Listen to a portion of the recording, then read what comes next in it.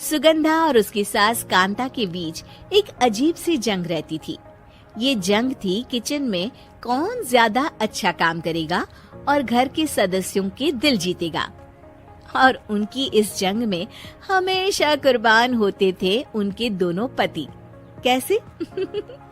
आइए देखते हैं इस किचन पॉलिटिक्स की कहानी में। एक दिन किचन में, माँ जी, आज मैं बना रही हूँ मेथी की सब्जी। इस खाने से घर वालों के पेट की सारी समस्या खत्म हो जाएगी। और मैं बना रही हूँ तड़के वाली छाछ, जिसे पीते ही गैस की समस्या कभी नहीं होगी।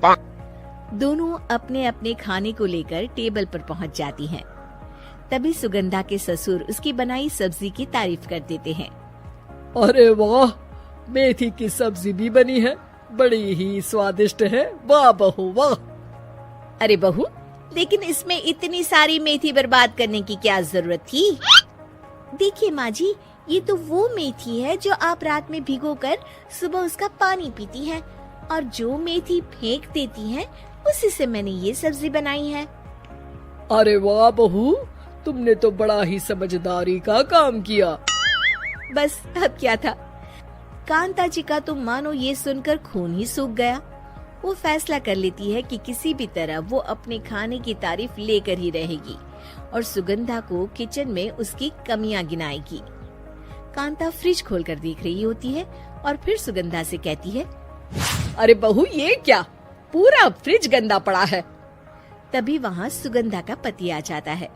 वो सुगंधा को डांट कर कहता है, सुगंधा, तुम्हें कितनी बार कह रखा है कि वायरस फैल रहा है, साफ सफाई का पूरा ख्याल रखना है, लेकिन तुम किचन में इतनी गंदगी रखोगी तो कैसे चलेगा। सुगंधा सास की तरफ देखती है जहाँ वो मुस्कुरा रही होती है। सुगंधा समझ जाती है कि सास ने उससे बदला लेने के लिए ये सब किया है। दोनों रात के खाने की तैयारी में लग जाती हैं। दोनों ना एक दूसरे की तरफ देखती हैं और ना ही एक दूसरे से बातें करती हैं। रात को खाने की टेबल पर एक एक कर दोनों कई तरह के अलग अलग व्यंजन टेबल पर लगा देती हैं और अपने अपने पति के पास जाकर खड़ी हो जाती हैं।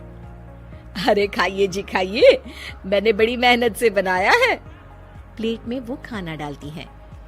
सुगंधा भी दोनों की प्लेट में खाना डालते हुए कहती है, बड़ी ही मेहनत लगी है इस खाने को बनाने में। हाँ, दोनों को ना चाहते हुए भी सारा खाना खाना पड़ता है। कहीं दही तो कहीं मलाई तो कहीं मसाला। और इन सब के बाद दोनों बड़ी ही मुश्किल से अपने कमरे में सोने जाते हैं। लेकिन अगली सुबह सुगंधा का पति चिल्ला रहा होता है, हाय रे, हाय मेरा तो पेट खराब हो गया, हाय माँ बहुत दर्द हो रहा है। तो वहीं कांता के कमरे से भी कुछ ऐसी ही आवाज आने लगती है। हे भगवान, इस सास बहू की लड़ाई हमारी जान लेकर रहेगी। जाओ कोई डॉक्टर को बुला कर लाओ। डॉक्टर आते हैं। दोनों को देखकर कांता और सुगंधा से कहते हैं, देखिए, आप दोनों इन्हें खाने में हल्का ही दीजिएगा। हो सके तो रात का खाना जल्दी खाया करें और वॉक किया करें। इतना कहकर डॉक्टर वहाँ से चले जाते हैं। जिसके बाद एक बार फिर से दोनों बहुएं किचन में जाती हैं और खाना बनाने में लग जाती हैं।